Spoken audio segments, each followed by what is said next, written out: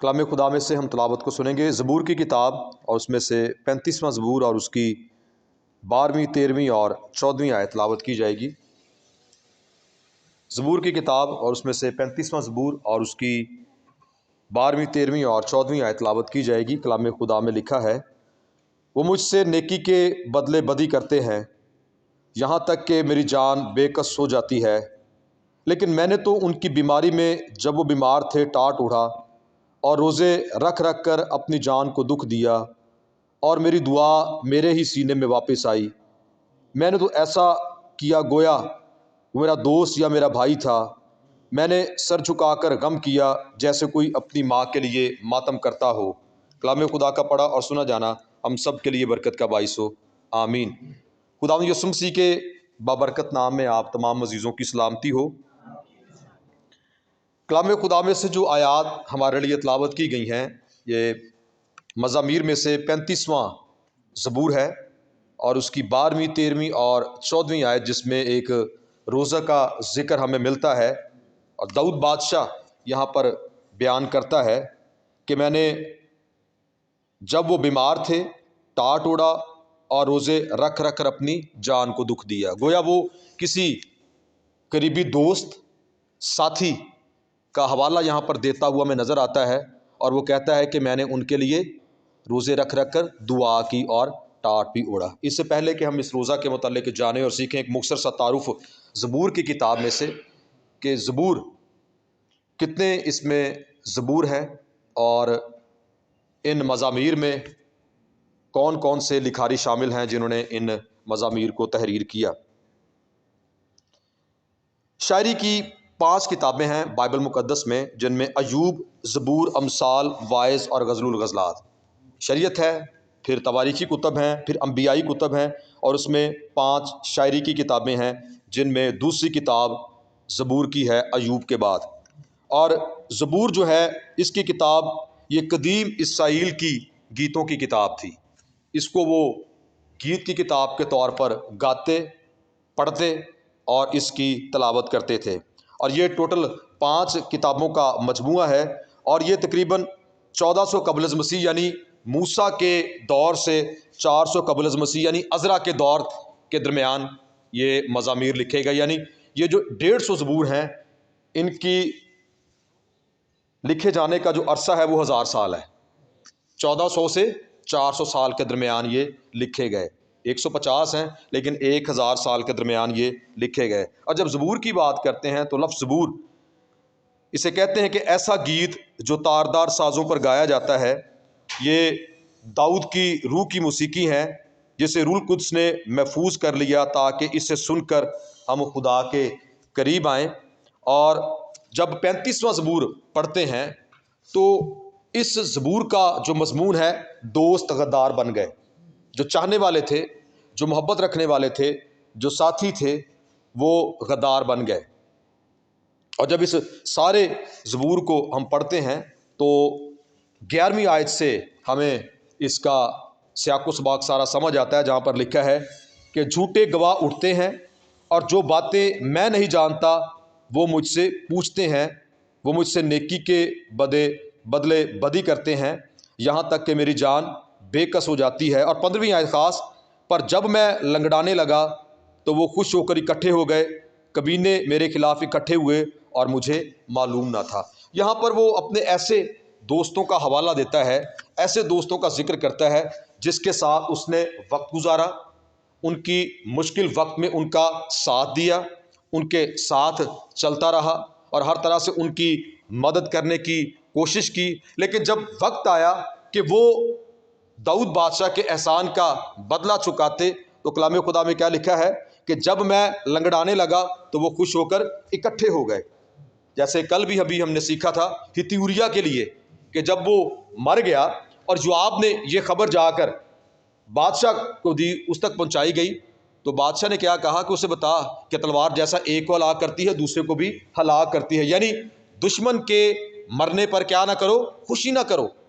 तो यहाँ पर उन दोस्तों के लिए देखते हैं कि पहले वो उसके साथ चलते रहे, उसके दोस्त हैं, खुश थे, लेकिन जब उस पर मुसीबत आई, जब वो लंगड़ाने लगा, लंगड़ाने लगे से ये मुराद है कि जब उस पर कोई बड़ी आजमाइश, कोई बड़ा दुख आया, تو وہ اس پر ہنسنے لگے، اس پر انگلیاں اٹھانے لگے، لیکن جب وہ جاہو جلال میں تھا، قدرت میں تھا، طاقت میں تھا، تو وہ اس کے ساتھ تھے، اس کی قوت سے، اس کی قدرت سے، اس کی طاقت سے وہ لطف اندوز ہوتے تھے۔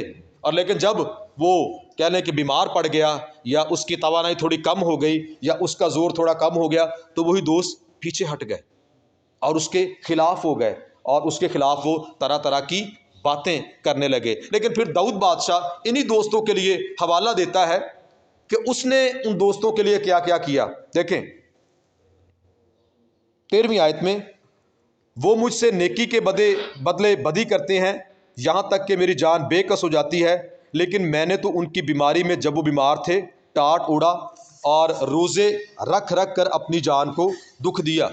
داؤد بادشاہ کی زندگی میں ہم دیکھتے ہیں کہ ایک 7 دن کا روزہ، جس کے متعلق ابھی ہم نے کل سیکھا کہ وہ اپنے بیٹے کے لیے رکھا، لیکن اس کے علاوہ بھی اس کی محبت، اس کا لگاؤ، اس کی وفاداری، اس کی دوستی کی انتہا یہ ہے۔ میرا نہیں خیال کہ شاید کوئی دوست اپنے دوست کے لیے آج اس طرح سے وہ روزہ رکھے، یا اس دل سوزی سے دعا کرے، یا اس کے لیے وہ کچھ کرے۔ داؤد بادشاہ کتنا بڑا شخص ہے، پورے بنی اسرائیل کا بادشاہ ہے، اور خدا نے اسے بڑا زور، قوت اور طاقت دی ہے، لیکن اس کے دل میں دوستوں کے لیے چاہت اور محبت کیا ہے؟ وہ کیا کہتا ہے کہ میں نے ان کے لیے ٹاٹ اوڑا۔ ٹاٹ اوڑنا یعنی اپنی جان کو دکھ دینا، بڑی مشکل بات ہے۔ پھر وہ کیا کہتا ہے کہ روزے رکھ رکھ کر، ایک روزہ نہیں بلکہ وہ مسلسل اپنے دوستوں کے لیے کیا رکھتا رہا؟ روزے رکھتا رہا۔ لیکن کب؟ جب وہ کیا تھے؟ بیمار تھے۔ یہ ہے اصل تیمارداری، یہ ہے پیار، یہ ہے محبت، یہ ہے احساس جو ہم کسی دوسرے کے لیے کر سکتے ہیں، اور کلام مقدس ہمیں نظر آتا ہے ایسے نمونوں سے۔ داؤد بادشاہ کے لیے وہ کہتا ہے کہ میں نے روزے رکھ رکھ کر ان کے لیے کیا کی ہے؟ دعا کی ہے۔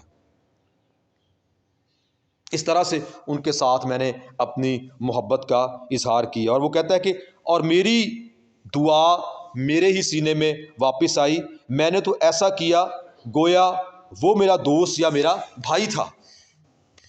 اب یہاں پر ایسے دوست کا ذکر کرتا ہے جسے وہ بھائی کے برابر عزت دیتا ہے، بھائی کے برابر جسے وہ احترام دیتا ہے، بھائی کے برابر وہ جسے جانتا ہے۔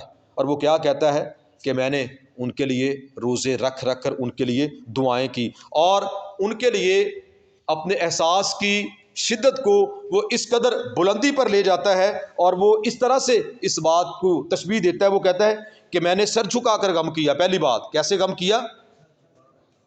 اور ہم سب جانتے ہیں کہ سر جھکا کر غم انسان تب کرتا ہے جب وہ بالکل اندر سے ٹوٹا ہو، غم سے وہ چور ہو، اور کسی بڑے غم اور دکھ کا اسے سامنا ہو، تو یوں وہ سر جھکا کر بیٹھ جاتا ہے۔ تو اس کا غم ان دوستوں کے لیے ہے جس کے لیے اس نے سب کچھ کیا، جس کے لیے اس نے روزے رکھے، دعائیں کی۔ ان کے لیے وہ کیا کہتا ہے کہ میں نے سر جھکا کر غم کیا، جیسے کوئی اپنی ماں کے لیے ماتم کرتا ہو۔ ایک سٹیپ اور وہ اپنے اس احساس کو، محبت کو اونچا لے جاتا ہے۔ وہ کہتا ہے کہ ایسے کیا جیسے کوئی اپنی ماں کے لیے کرتا ہے۔ اور ہم سب جس معاشرے میں ہیں، ہمارے بزرگ یہاں پر بیٹھے ہیں، بہت سے بزرگوں کی جو والدہ ہیں وہ آج سے کئی سال پہلے ان سے جدا ہو چکی ہیں، اور وہ اس تجربے میں سے گزر چکے ہیں، اور وہ بہتر اس بات کو جانتے ہیں کہ والدین کا غم بڑا غم ہوتا ہے، چاہے وہ بوڑھے بھی ہوں، کتنی بھی عمر ہو جائے، لیکن ان کا جدا ہونا انسان کے لیے بہت ہی مشکل اور کٹھن سما اور کٹھن وقت ہوتا ہے۔ ان کی جدائی کو برداشت کرنا انسان کے لیے بہت مشکل ہوتا ہے، تکلیف دہ امر ہوتا ہے، تکلیف دہ مرحلہ ہوتا ہے، انسان کے لیے برداشت کرنا بڑا مشکل ہوتا ہے۔ تو بھی خداوند اطمینان اور تسلی دیتا ہے۔ لیکن یہاں پر داؤد بادشاہ اس بات کا حوالہ اس طرح سے دیتے ہیں، اپنے غم کا، اپنی فکر کا، اپنی محبت کا ان دوستوں کے لیے، کہ میں نے سر جھکا کر غم کیا گویا ایسے جیسے کوئی اپنی ماں کے لیے ماتم کرتا ہے۔ اور انسان ایسے ہی روتا ہے، جب وہ اپنے والدین کے لیے روتا ہے تو گویا وہ ماتم کرتا ہے، تھاڑے مار مار کر روتا ہے، اپنے آنسو بہاتا ہے۔ اور اس بات سے ہم اندازہ لگا سکتے ہیں داؤد بادشاہ کے غم کا، اس کی محبت کا۔ اگر اسے خداوند نے یہ ٹائٹل دیا ہے نا، خداوند نے اس کے لیے کہا کہ میرے دل کے موافق ایک شخص مجھے مل گیا، تو کتنی باتیں ہیں اس میں ایک بات یہ بھی ہے، اس کا بھی اضافہ کر لیں کہ دوستوں کے لیے چاہت محبت اس کی کیسی ہے. جیسے بھائی کے لیے کوئی غم کرتا ہے، جیسے کوئی اپنی والدہ کے لیے غم کرتا ہے، ایسے وہ اپنے چاہنے والوں اور اپنے دوستوں کے لیے کیا کرتا ہے؟ غم کرتا ہے. خداوند کو پسند آنا یہ بڑی بات ہے، لیکن انسان کے اندر کچھ ہو تو ہی وہ خدا کو پسند آتا ہے. اس کی روشیں درست ہوں، اس کے راستے درست ہوں، ٹھیک ہوں، تو ہی وہ خدا کو پسند آتا ہے. اس لیے خداوند نے داؤد کے لیے کہا کہ میرے دل کے موافق ایک شخص مجھے مل گیا. اپنی زندگی سے اس نے اس بات کا اظہار کیا. اور جب داؤد بادشاہ کے ساتھ ہم نئے عہد نامہ میں آ کر خداوند یسوع مسیح کی زندگی کو دیکھتے ہیں، کیونکہ یسوع مسیح کے بغیر ہمارے پیغامات، ہماری باتیں نامکمل ہیں. جہاں سے بھی شروع کرے لیکن اینڈ کس پر ہوتا ہے؟ آ کر یسوع مسیح پر. اور خداوند یسوع مسیح کے لیے زندگی کے لیے ہم دیکھتے ہیں کھوئے ہوئوں کو ڈھونڈنے، اور کس لیے آیا ہے؟ نجات دینے آیا ہے. وہ لوگ جنہوں نے پہلے یسوع مسیح کو خوشی کے ساتھ قبول کیا، اور پھر بعد میں وہی لوگ کیا کہتے ہیں کہ اسے صلیب دو. اور داؤد بادشاہ بھی کہتا ہے کہ وہ مجھ سے نیکی کے بدلے بدی کرتے ہیں. میں نے تو ان کی بیماری میں روزے رکھ رکھ کر ٹاٹ اوڑ کر ان کے لیے دعا کی، لیکن جب میں لنگڑانے لگا تو وہ خوش ہو کر اکٹھے ہو گئے. بالکل اس طرح نئے عہد نامہ میں خدا یسوع مسیح کے لیے دیکھیں کہ جب شاہانہ داخلے کے وقت یروشلم میں یسوع مسیح داخل ہوئے تو انہوں نے اپنی چادریں، کپڑے اور ڈالیاں یسوع مسیح کے راستے میں بچھائیں اور کیا نعرے لگائے کہ ہوشانہ، مبارک ہے وہ بادشاہ جو خداوند کے نام سے آتا ہے. اور لیکن 4-5 دن کے بعد ہی وہ کیا کہتے ہیں کہ اسے کیا دو؟ صلیب دو. اور لکھا ہے کہ وہ کہتا ہے کہ وہ اپنوں میں آیا اور اپنوں نے اسے قبول نہ کیا. وہ دوست، وہ ساتھی، وہ غدار بن گئے، وہ دشمن بن گئے. اور پترس کے لیے بھی ہم دیکھتے ہیں کہ رات کو جب 3 بار اسے پوچھا گیا، کہا گیا کہ تو بھی یسوع ناصری کے ساتھ تھا، تو اس نے لعنت کھا کر، قسم کھا کر کہا کہ میں تو اس کو جانتا بھی نہیں. اور یسوع مسیح نے کیا کہا تھا کہ مورخ کے 2 بار بانگ دینے سے پہلے تو 3 بار میرا انکار کرے گا. اور اس نے مسیح کا انکار کیا. وہ جو 3.5 برس اس کے ساتھ رہا، معجزات، خدا کے بڑے کام، خدا کی بڑی قدرت، اس کی بڑی شفقت کو دیکھا، لیکن پھر اس موقع پر اس نے یسوع مسیح کا انکار کر دیا. اور گتسمنی کے باغ میں بھی کیا ہوا؟ جب یسوع کو پکڑنے آئے تو تمام شاگرد یسوع کو چھوڑ کر بھاگ گئے. اور داؤد بادشاہ کی زندگی میں بھی بالکل اسی طرح ہم دیکھتے ہیں کہ اس کے ساتھی، اس کے دیرینہ دوست، جن کے لیے اس کے دل میں بڑی محبت، بڑی چاہت ہے، اور وہی لوگ بعد میں اس کے خلاف ہو جاتے ہیں. لیکن وہ کہتا ہے کہ میں نے روزے رکھ رکھ کر ان کے لیے دعائیں کی ہیں، ٹاٹ اوڑا ہے، میں نے سر جھکا کر غم کیا جیسے کوئی اپنی ماں کے لیے ماتم کرتا ہو. اور نئے عہد نامہ میں خداوند یسوع مسیح کے لیے ہم دیکھتے ہیں صلیب پر بھی وہ کیا کہتے ہیں کہ اے باپ ان کو معاف کر، کیونکہ یہ نہیں جانتے کہ کیا کرتے ہیں. اور یہاں پر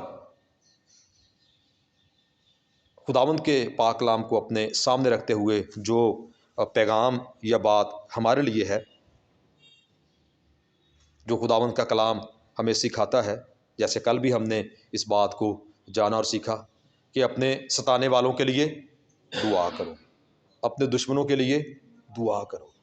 کوئی ایک گال پر تماچا مارتا ہے تو دوسرا بھی اس کی طرف پھیر دو. بہت دفعہ انسان بڑے بڑے طیش میں ہوتا ہے، غصے میں ہوتا ہے، غضب میں ہوتا ہے، اور بہت دفعہ وہ غلط قدم بھی اٹھاتا ہے، غلط فیصلے بھی کرتا ہے. لیکن نیا عہد نامہ اور خصوصیت کے ساتھ خداوند یسوع مسیح یہ تعلیم دیتے ہیں کہ اپنے ستانے والوں کے لیے، اپنے دشمنوں کے لیے دعا کرو. غصہ تو کرو مگر گناہ نہ کرو. بدلہ لینا ہمارا کام نہیں ہے. کس کا کام ہے؟ یہ خدا کا کام ہے. مشکل بات ہے، ہم سب انسان ہیں، جذبات سے بھرے ہوئے ہیں، مشکل بات ہے، لیکن اصل مسیحی رویہ یہ ہے کہ خداوند کے کلام پر چلتے ہوئے معاملات کو دیکھنا اور درست انداز سے اس معاملے کو ڈیل کرنا. اور یہ یاد رکھیں کہ مسلسل کی دعائیہ زندگی، خداوند کے پاک کلام کو پڑھنا، اس کو سیکھنا اور اس پر عمل کرنے کے وسیلہ سے ہی ہمارے اندر یہ باتیں پیدا ہوتی ہیں. اور یہاں پر ہم दाऊद बादशाह के दोस्तों के लिए देखते हैं कि वो गद्दार बन गए, उसके दुश्मन बन गए। लेकिन जब नए अहदनामा की बात करते हैं तो वहाँ पर यीशु मसीह ने क्या सिखाया है कि उनके लिए क्या करें, दुआ करें। और जब आप उनके लिए दुआ करेंगे तो दुआ के ताल्लुक से हम गुज़श्ता कई दिनों से सीखते चले आ रहे हैं कि खुदावंद हमारी दुआओं को सुनता और उनका जवाब देता है, और सख्त से सख्त दिल को भी खुदा नरम कर देता है, सख्त से सख्त दिल को भी खुदा तब्दील कर देता है, और ये दुआ करने के वसीला से ही होता है।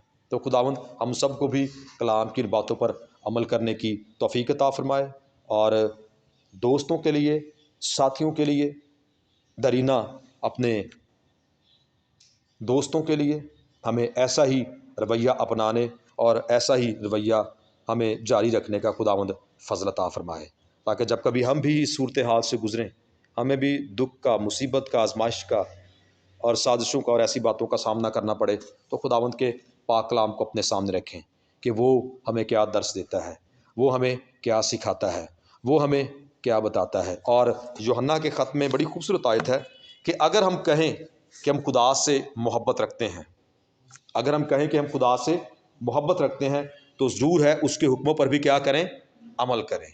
मोहब्बत इसी से ज़ाहिर होगी जब आप खुदा के हुक्मों पर क्या करेंगे, अमल करेंगे। सो खुदावंद कलाम की इन बातों के वसीला से हमें बरकत दे और हमें इन पर अमल करने की तौफीक अता फरमाए। आमीन।